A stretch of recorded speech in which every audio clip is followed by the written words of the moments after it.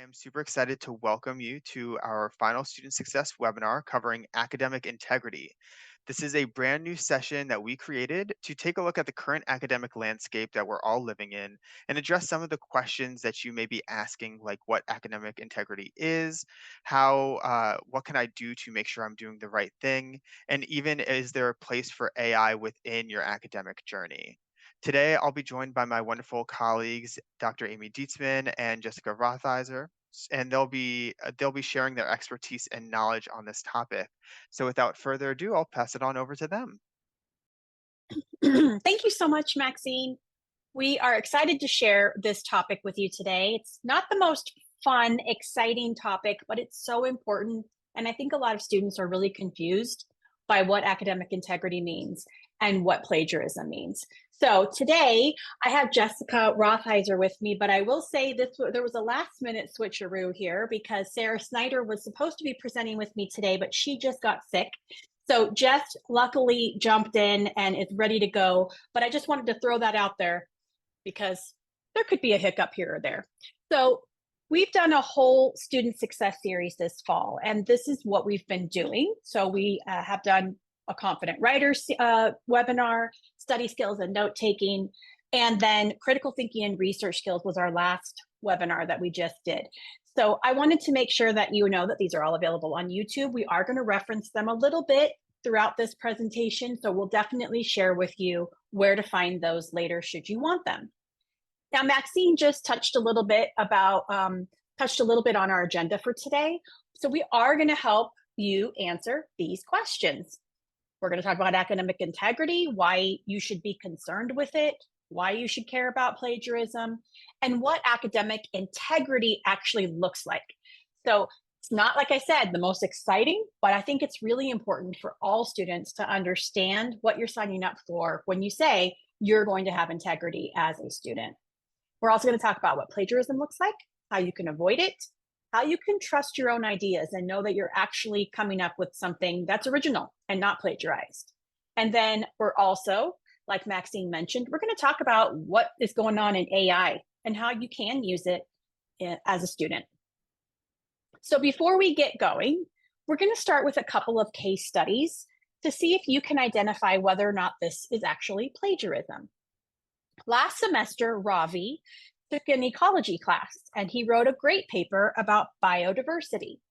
This semester, he's taking a wildlife biology class, and he realizes, hey, that paper from last semester that I wrote, it could work really good for an assignment, this assignment for this semester.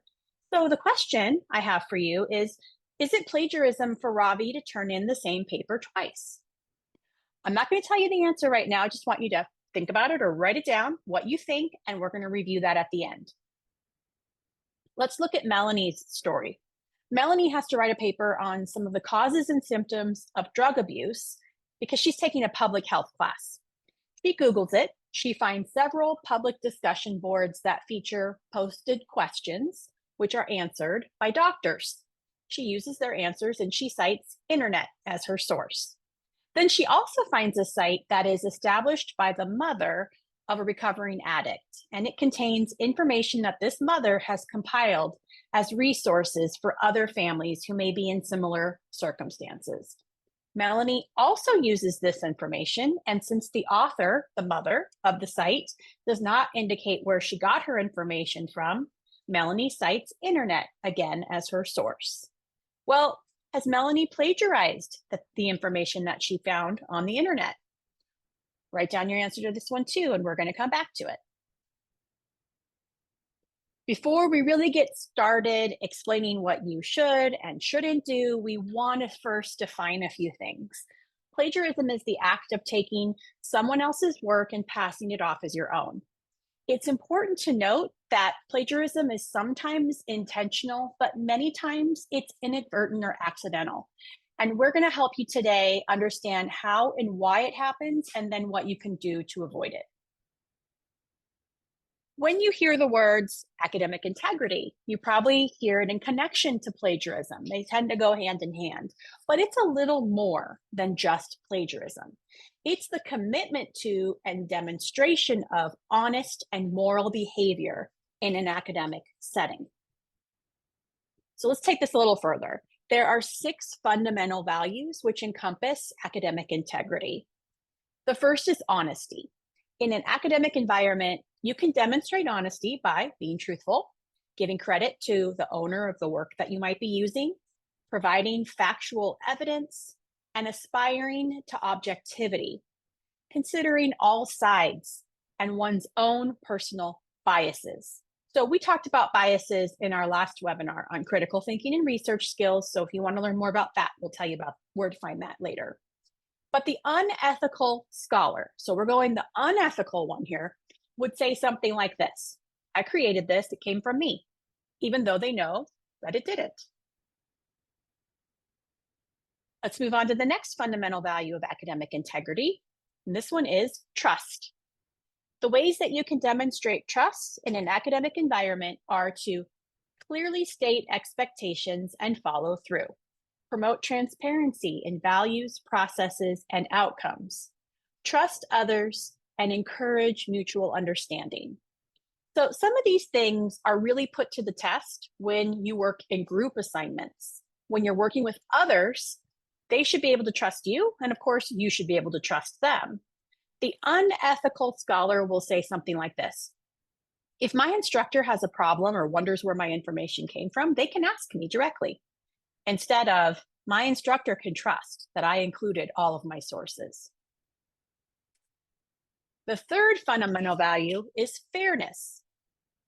Ways to demonstrate fairness in an academic environment are to apply rules and policies consistently, engage with others equitably, keep an open mind, be objective, and take responsibility for your actions. So the unethical scholar may think that certain rules and policies in an academic environment don't really apply to them. They might say something like, it's okay if I don't follow this rule exactly. I've tried hard the rest of the time, but no one will notice if I bend the rules this time. That leads us to the fourth value, which is respect. Respectfulness is really important in the way we treat one another and in the way we treat our instructors. Ways to demonstrate respect in an academic environment are to practice active listening, receive feedback willingly, accept that others' thoughts and ideas have validity, show empathy, seek open communication, affirm others, and accept that we're all different. Recognize the consequences of our words and our actions. So, as a college instructor, I've actually seen the unethical scholar many times in my own classes, unfortunately. It's when students aren't really respectful of others in discussions and debates. Or what I've actually seen more often is when students haven't been respectful to me in emails, when they ask me questions, or when they don't like the feedback that I've provided to them. Now, it's okay to disagree with other classmates or to disagree even with your instructor, but you just want to be sure that you're respectful in doing so. The next value is responsibility. Ways to demonstrate responsibility in an academic environment are to hold yourself accountable for your own actions, engage with others in difficult conversations, know and follow institutional rules and conduct codes, create, understand, and respect personal boundaries, follow through with tasks and expectations, and model good behavior. So the unethical scholar would say something like this: my instructor won't take the time to check this information, so I'm not going to waste my time citing everything. And lastly, fundamental value number 6 is courage. And you might be thinking, how does courage have a place in an academic environment? But there are ways to demonstrate it, including being brave even when others aren't, taking a stand to address a wrongdoing, and supporting others who do the same, enduring discomfort for your own personal beliefs, defending your integrity, being willing to take risks and risk failure. So the unethical scholar would possibly participate in a group project where others are plagiarizing, and they might go along with it, even though they know that it's happening and it's wrong. It takes courage to stand up to a group. So the 6 fundamental values are a critical part of academic integrity. You can probably see they all tie to plagiarism, but it's a little bit more than just plagiarism. So let's go into the plagiarism though, because this is the area that I'm sure you all came to learn a little bit more about. There are 5 types of plagiarism that we're going to discuss today: deliberate cheating, accidental plagiarism, self-plagiarism, mosaic plagiarism, and AI. Let's start with deliberate cheating. This is the most obvious. It's when you copy someone else's assignment. Maybe you find something on the internet and you just turn it in as your own. Or maybe you buy a paper online or from another student. That actually happens. Or when you look at someone else's paper when you're taking a test. So there are probably 100 more ways that you can cheat, but they're more than likely pretty obvious to you. Accidental plagiarism happens when we put others' words or work into our own paper and we just don't really realize that we've done it. This is very easy to do. Maybe you're reading something and it's great, and you get distracted and you do another 10 things before you come back to that assignment again. Oh, I remember I read something, didn't I? I probably should include it, but where was it? Or did I read it? Maybe I didn't read it. Maybe I made it up. See how easy that can happen? And then there's self plagiarism. It doesn't seem all that bad because, after all, it's your work. Self plagiarism is copying your own work from one class to another or turning in the same paper twice. Now, you're the one who came up with it. So this one gets a little tricky. We're going to talk more about all of these. Mosaic plagiarism is copying and pasting something you found. Maybe you found it on the internet and you know you need to reword it or make it your own. So you change up a word here or there. You reorder the sentence a little bit. Most students don't realize that using similar words, groups of words, or structure is actually mosaic plagiarism. In order to correctly paraphrase, you have to use your own words and your own sentence structure. This one's tricky, so I'd love to show you an example. Here's something a student wrote. I clutched my pillowcase and stood at the iron door in my coat and hat. It was early morning and the plate had not been removed. I was ready in no time. Now here's the original sample of the work the student's writing about. If you look at the colors, you'll see where certain phrases match up. Stood at the iron door is in both places. You can see that it's in dark red. Plate had not been removed is in both places. It's in turquoise. So when you're looking at this as a whole, you might think, well, I don't know, the student did a pretty good job changing up the sentence structure. But there's very little new information in what the student wrote. The student appears to have gotten a little stuck in what the original author said and really couldn't think of a way to make it better or to rewrite it. So in just a few minutes, I'm going to tell you how to avoid this mistake. But first, I'm going to pass it over to Jess, who's going to talk to us a little bit about AI. Thanks, Amy. Sure. As researchers, whether students or professionals, we must have integrity in the work we complete and ascribe to our name. In our critical thinking and research skills webinar, which was part of this student success series just 2 weeks ago, we talked about some helpful ways that you could use ChatGPT. A couple of examples there were using it to help you find specific types of sources that might be more relevant to your research topic, and using it to gather ideas about where to look for the information that you need. So what we're going to focus on today is having integrity as researchers and what usage of ChatGPT will or will not land you in hot academic water. So we'll see how we can use ChatGPT as an aid rather than as a crutch or even a cheating mechanism. But first, what is the purpose of research anyway? Well, the purpose of research is to gather sources that help you explore a topic and combine them with your own thoughts or understanding to produce a cohesive representation of your knowledge and advance human knowledge in general. Without research, we have no growth of knowledge as an individual or as a society. If what is being represented in your research findings is AI's, quote, understanding of the topic, setting aside the fact that AI really has no understanding of the content in the first place, then you are plagiarizing a language predictor.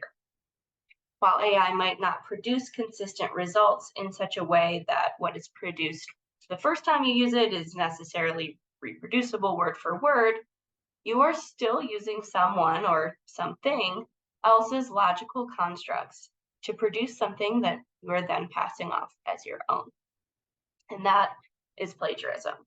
So to have integrity as a student or as a researcher, what you pass off as your own must truly be your own. Well, why can't we use what ChatGPT feeds us? Well, as we discussed in that webinar 2 weeks ago, ChatGPT has some limitations. We listed out quite a few, so be sure to go back and watch that webinar for more information. What we're going to focus on is 4 of those limitations here. And so those limitations are ChatGPT's knowledge cutoff, the potential for inaccuracies in its responses, the presence of biases in its learning model, and the lack of ability to comprehend or apply critical thinking. So let's start with the knowledge cutoff. ChatGPT in particular has a knowledge cutoff actually of September 2021. So anything that happened or was updated on the internet since then, which if you can believe it was already 2 years ago, is not actually part of its knowledge base. So with research, we want the most recent information available. And as time goes on, ChatGPT is actually outdating itself. So that's not going to be helpful to most research. Next, we have the potential for inaccuracies and inconsistencies in what ChatGPT produces. So you and I could both type in the exact same prompt or question and receive wildly different results, some of which may not align factually with one another. Because it is only looking at language patterns and not actually doing research or even comprehending what it's producing, everything it produces needs to be vetted against known sources that have been produced by critical thinkers or other researchers. When you think about that, you could end up spending more time vetting what ChatGPT produces than you would actually doing the legwork yourself. Our third limitation is the presence of bias. Like with inaccuracy, everything ChatGPT produces has to be vetted for bias. So again, why not just read the sources and write the research yourself? And last, remember that while ChatGPT has been programmed to sound like a human in its writing style, it is not, in fact, a human. So there's no critical thinking applied to what it writes. It's just following a formula, looking for the most reasonable next word. This means also that nuance and syntax can be misinterpreted and lead ChatGPT to give false or irrelevant responses. And as a non-human, again, it's not capable of comprehending what it's producing or capable of knowing whether or not it has produced a completely nonsensical sequence of words. So it is completely possible for it to generate total nonsense and not even know that it has done so. Again, to avoid that, you have to vet it. So we've been talking about ChatGPT having appropriate and inappropriate uses from the perspective of academic integrity, but you may be wondering, what exactly does that look like in reality? So let's meet a couple of students who use ChatGPT during their research process and identify whether their use was appropriate or inappropriate.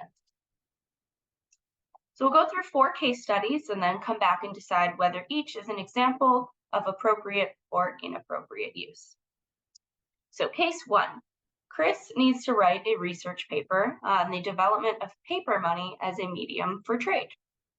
The instructor has provided a grading rubric that requires the paper to use a minimum of 7 sources, at least one of which must be a reputable journal article, and at least 2 of which must be historical books written on the topic. So Chris takes all that information and feeds it into ChatGPT, and then ChatGPT writes him a paper. Chris reads that paper in full, cites ChatGPT in his resources list, and turns it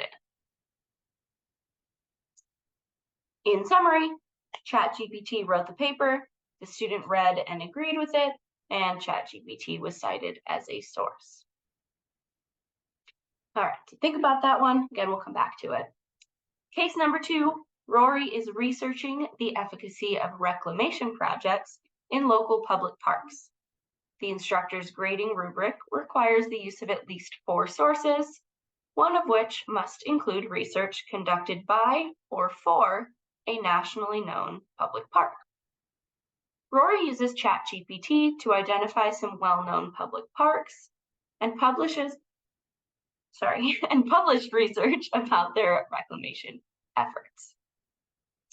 Then Rory follows up on those suggestions from ChatGPT by discussing them with a librarian and finding the original sources where that research was published. Rory compiles the relevant research into a cohesive paper of original writing, does not cite ChatGPT in the resources list, and turns it in. So in summary, ChatGPT helped Rory ID some sources. The student did independent research with those sources, and ChatGPT is not cited. Case 3. Drew is researching the accuracy of ChatGPT in producing information about different species of animals. The grading rubric calls for a minimum of 5 sources, but no specifics on what types of sources they must be. Drew asks ChatGPT some questions about frogs and turtles, and includes ChatGPT's responses as direct quotes. Using other sources to verify or refute ChatGPT's response, Drew completes the research paper with ChatGPT cited as a source and turns it in. So in summary there, ChatGPT answered some questions for the student did independent research to verify the answers, and ChatGPT is directly quoted and cited.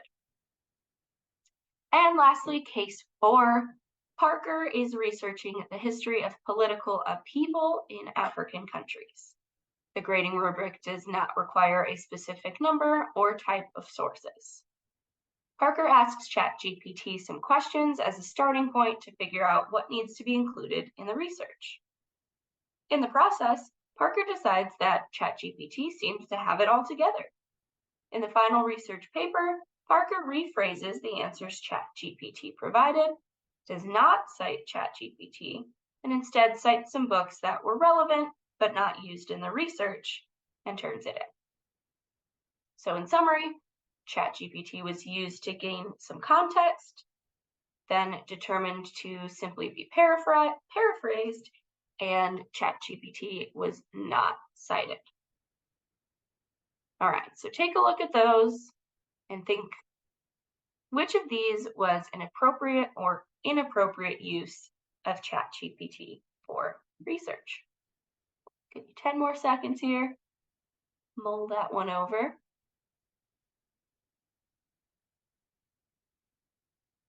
All right, so which were an inappropriate use of ChatGPT for research? Well, both Chris and Parker committed plagiarism and exhibited a lack of academic integrity. They both passed off as their own writing what was completed by ChatGPT. Now that leaves Rory and Drew, who both demonstrated academic integrity, even though they used ChatGPT. In Rory's case, they used ChatGPT as a search engine or a virtual librarian to help find the sources needed for the research paper. Drew's topic was to validate or invalidate ChatGPT, and so they did that by using direct quotes of what ChatGPT generated, in addition to citing it in the source list. So notice that it's not the citing of ChatGPT that makes the difference between plagiarism or not, or between academic integrity or not. It's about the way that the tool is used and the integrity of the research conducted. You may be wondering, how does this actually work?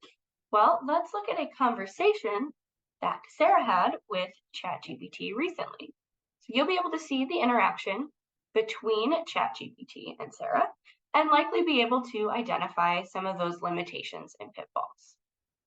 So you can see, open up the tool there. Sarah's asking ChatGPT to help her find some sources that would help her write an essay on the depletion of habitat for frogs.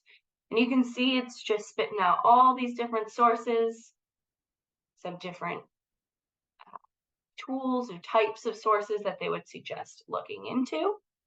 And those could be places that she could start on her paper. Now she decides she wants some books about frog habitats. So she narrowed it down. She wants some books. And ChatGPT is giving a list of 8 different books.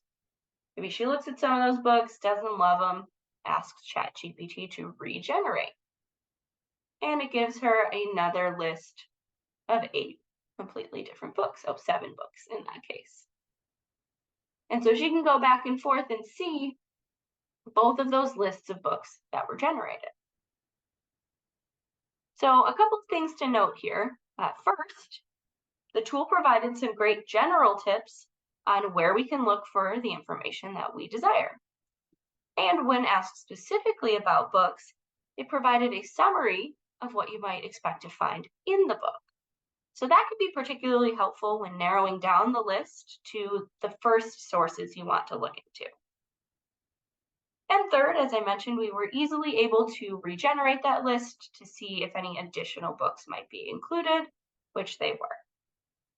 So maybe some of the sources may overlap, but a lot of those will be new.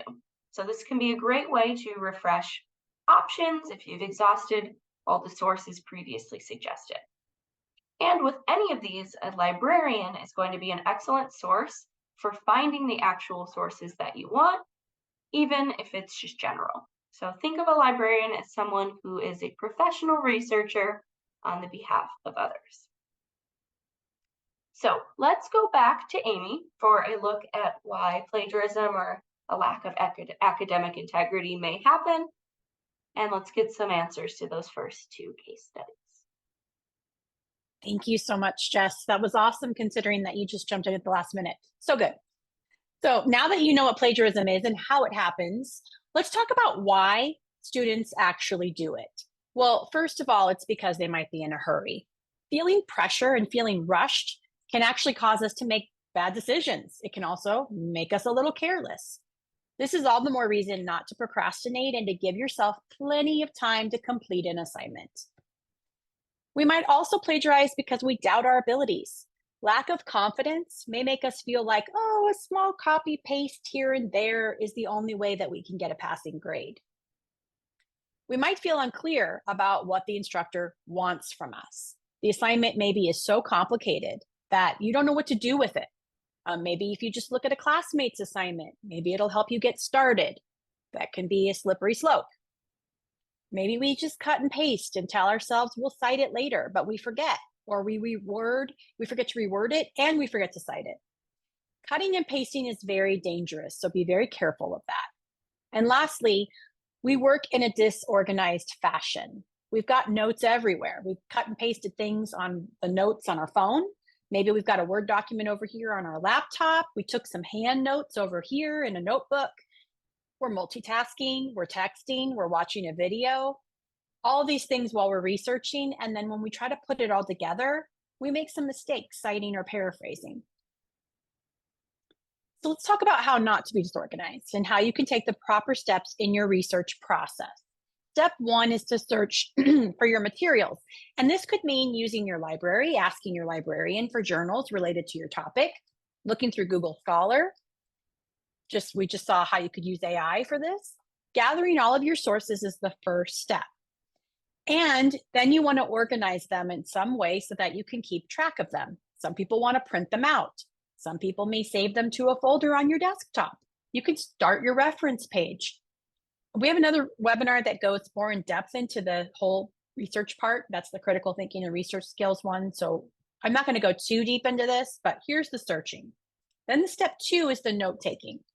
While you read through your sources, you want to document what you want to use and always keep track of where that information came from. We did another webinar on study skills and note taking, so that might help you more in this area if that's an area that you struggle with. Then there's step 3, which is outlining and writing. And here's where I'll tell you a tip to avoid that mosaic plagiarism that I showed you a little bit ago. Let's say you read a really good article. You want to take notes in your own words. Don't copy and paste or just highlight. Then walk away from it. Go for a walk or just come back to writing the next day and then write from your memory. Then look back at your notes and figure out where you can insert your research and cite it. Now you are sure that you have come up with your own ideas and you've used research from your notes to back up what you've written. So the whole point is that you read and you take notes and then you write from memory. So you're formulating your own thoughts rather than trying to do what that other student did, where they just couldn't come up with a new way to say it because they were probably staring at it. Step 4 is, like I just said, give credit. Step 5 is revising. And this is one way to consider whether or not you've accidentally plagiarized. Go back through and make sure that your writing flows. When you get to a part that doesn't sound like it came from your voice, well, then make sure it didn't come from a source. You might be thinking, gee, this sounds like a lot of work. But it's a process that can become like second nature if you practice. It's really not as hard as it seems. How to avoid plagiarism, just a couple more tips. 1, talk to your instructor. Ask if it's okay if you reuse something that you wrote for a previous class. Ask for clarification on your assignment. That's what instructors are there for, and students are so often afraid to ask. And if that's something that you don't want to do or you're still confused, talk to a tutor. Ask a tutor to help you understand the assignment directions. You can ask a tutor for help with any part of the research and writing process. And then write your reference list first. When you gather all of your sources, just start off with your reference page. That will help you to make sure that you're citing things and keeping track of where you're getting all your information. A lot of students think, and I've been asked this before in other webinars, isn't everything coming from somewhere? Am I thinking any original thoughts? Well, here's how you know when you can trust yourself. First, write your thesis and your topic sentences from memory, not from staring down at an article that you just read. Research is used as evidence to back up your thoughts. It isn't the only thought. And synthesize information from several sources. What that means is that you're combining a lot of what you've read to come up with your own thoughts about a topic. So if you're reading several articles and you're synthesizing them, you're less likely to be like coming up with something directly from a source and just plopping it into your paper. Keep in mind, though, that all research papers come from research. You're not being asked to come up with something out of thin air. The only time you're asked to come up with something out of thin air is if you're in a creative writing class. Maybe you're writing a story or a poem. Otherwise, if it's a research paper, of course it's coming from something else. So let's go back to Ravi. Now that you've heard the presentation, is Ravi plagiarizing if he uses the same paper for 2 different assignments in 2 different classes, even 2 different semesters? The answer is yes. It's self-plagiarism. I hope you got that one. How can Ravi avoid this? Well, I think I just said it. He can ask his instructor if it's okay. Sometimes instructors will say, sure, you can use some of your paper from your other class. That could happen. If it's not, at least he can make the right choice. See, academic integrity is that he asks before he does it. And then how about Melanie? This one's a little bit more difficult. If she just cites internet, when she takes ideas from discussion boards or from other people who have done research, is she plagiarizing? First off, this is an example of sloppy work that could result in serious consequences because it's important to correctly cite all sources of information. Internet is not a correct citation. It's also dangerous to include information in a research paper that was found on the internet but cannot be verified. The materials from the discussion board might be acceptable because doctors wrote it. I can see where she thought that was a good source, but there must be a proper citation. It's really best to ask your instructor or a librarian how you can cite this information correctly, but more than likely, this same information, all this research that she found, it can probably be found in an article that can be properly cited. So Melanie should just have used that discussion board as a jumping off point. And then how about the website that she used? A mother compiled it to help parents of addicts. All in all, it is best to find out where that initial research came from. At the very least, Melanie may be able to quote the mother directly and cite the mother as her primary resource. I would avoid using her material though, because no matter how good it is, she obtained it from different resources and she didn't tell you where they came from. So chances are Melanie could also search for those original resources and cite them properly. So really the lesson learned here is Melanie started to do some good research. She got ideas, but she really needed to take it a step further and actually find some good articles. That brings me to paraphrasing versus quoting. I find students struggle with this so much. So let's talk about it real quick. You should paraphrase most of the time. It flows better because it's in your own voice. It also shows critical thinking because you put the thoughts into your own words in just the right place in your paper. Quoting throughout your paper can come across as a little choppy. It also sends the message you took the easy way out because it's a lot easier to drop quotations all throughout your paper than it is to paraphrase. Paraphrase if the information you are presenting is unlikely to be questioned, which should be most of what you are presenting. Quote, on the other hand, if you can't say it any better than how the author said it, if their words are just so profound or so witty, and you believe that it will have a much bigger impact on your paper if it's quoted word for word, then you should do it. Like this quote by Maya Angelou. I mean, this is profound and it's perfect. This is when a quote is absolutely necessary. Also, if you're taking a very unique position that relies on your reader understanding exactly what another writer said about it, then quoting might be the most appropriate. Just be sure that when you're quoting, you use proper transitions and phrases leading up to and in out of your quote to make it flow into the rest of the paragraph. I'm going to show you how to do that. And also to provide the appropriate amount of context. So you want to provide context when you have a quote. Don't just drop it in there in the middle of a paragraph for no reason. So I mentioned you should use proper transition words when you quote, and here are a few good examples. When you use one of these, you're giving proper context and providing a flow from your voice to the voice of the person that you are quoting. So here's an example. To illustrate the fact that heart disease is a serious killer, the CDC says one person dies every 33 seconds in the United States from cardiovascular disease. And then I cited it. Now, that is a pretty good quote. I really wouldn't be able to reword that any better. So it's a good place to put a quote, but also I used a transition phrase really to lead into it. So it was clear that this is a quote coming from someone else and I'm illustrating something else that I just said. And remember to always use the proper citation format. There are two pieces to every citation. There's the parenthetical documentation, which you just saw in that example I gave from the CDC. That was in the parentheses. I was using APA format, by the way. And then there's the matching reference, which is on the reference page, which could look something like this. Again, this is APA style. You may not be using APA, so just make sure you use the right one, but this is what it looks like on your reference page. So remember, there's always two pieces to every citation. But before we go, I just want to talk about why you should even care one bit about plagiarism. Most schools have zero tolerance plagiarism policies, and while they may suspect that you didn't do it on purpose, it's really hard to prove if it was an accident. So this means that if you are caught plagiarizing, you will likely fail the assignment and possibly your entire course.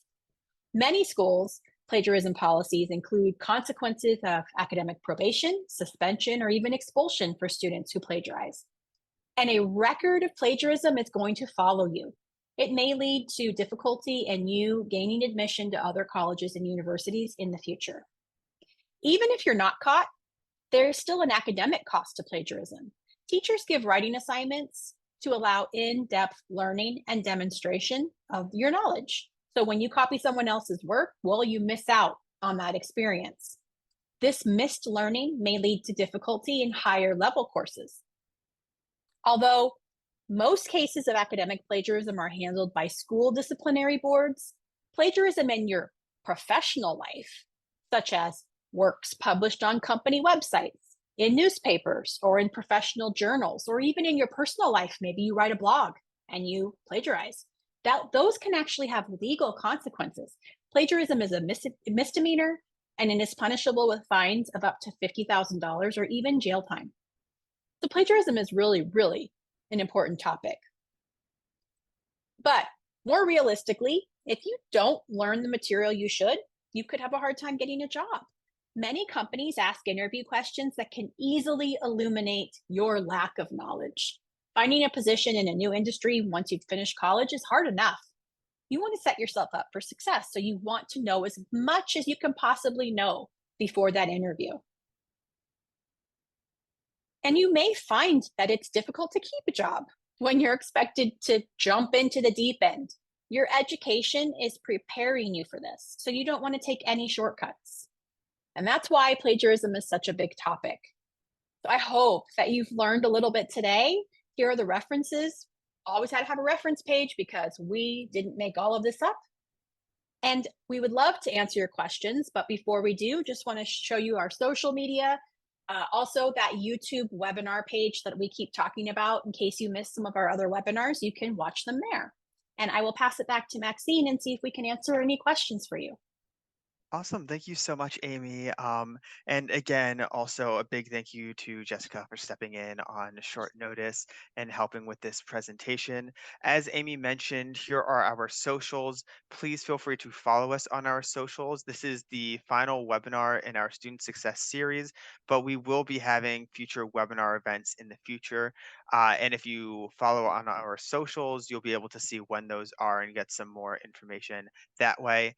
And as Amy had previously done throughout the presentation, she talked about some of the previous webinars that we did. All of those can be found on our YouTube channel, which you can get to by going to this URL over here. Now, Amy, we did get a couple of questions, and we just recently talked about citations and properly referencing while doing research. Do you need to cite each and everything that you Google? That's a good question. You know, it's a little bit of a tricky line. So if you're not sure, certainly ask a professor or a librarian. They know more than me. But I can tell you that if you like Google, what was the date of something? And it just pops up, right there in your feed, the first thing you see the date, you don't need to cite that.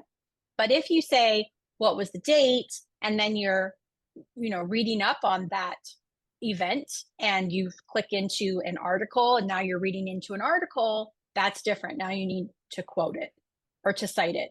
So this sort of a fine line, but when in doubt, it's really always best to cite rather than to just say, I don't think that my instructor will care. You don't ever want to say that because that could lead you down a bad road. So cite when you're not sure. Awesome, thank you. And it also looks like the concept of mosaic plagiarism is a bit new to some folks. And they were wondering if you could again clarify what the difference between mosaic plagiarism and summarizing is and how to kind of avoid accidentally mosaic plagiarizing. Good question. Yeah, this is called a couple different things, but mosaic plagiarism is really when you're using the same phrases and possibly the same structure, and you're just inserting your own word here or there. So you're using probably more of what you've read than of your own words. Summarizing, on the other hand, is using your own words. And that's why I said one of the best ways to summarize is to not look at your source when you're writing. Put it aside for a second or walk away and then come back and write from memory. That way you're kind of processing what you've read and now you're saying it, you're summarizing it in your own words. It's just going to happen more naturally that way. So that's another way to avoid the mosaic. Just stop staring at it and trying to change it. That's when it happens. Now, again, we all make mistakes. Everybody accidentally probably does some mosaic plagiarism, and you just want to make sure you're trying your best. And you also are always welcome to ask a tutor to look at your paper or a librarian to help you. And you might want to say, hey, this is a paper that I wrote. I used resources. I'm a little concerned. Did I summarize well? And that might be a really good way to get some feedback before you turn it in. Thank you so much. It doesn't look like we have any other questions that have come in. So before we go, again, I just want to thank Amy and Jessica for this presentation, and thank everybody who attended for joining us today. And you will all get a follow-up email with a recording and the slide deck of this presentation. So feel free to share this information with anybody else who you think might be interested. So thanks so much, everybody.